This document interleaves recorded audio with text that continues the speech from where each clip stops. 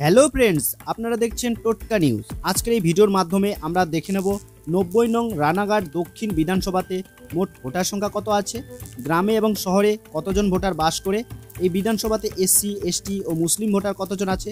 তাছাড়াও আমরা দেখে নেব এই বিধানসভাতে 2021 বিধানসভা ও 2024 লোকসভা ভোটে কেমন ফলাফল হয়েছিল। তাহলে আসুন এক এক করে সব দেখে নিই।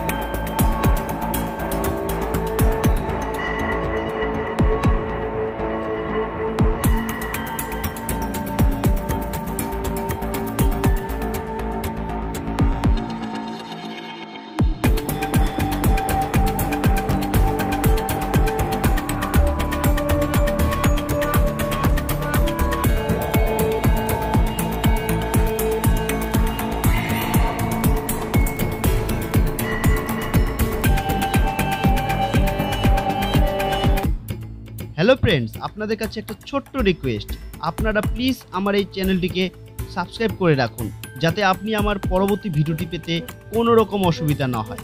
আর হ্যাঁ, আপনারা অবশ্যই জানান আপনি কোন বিধানসভার অন্তর্গত এবং কোন দলকে সাপোর্ট করেন, জানান আমার কমেন্ট বক্সে।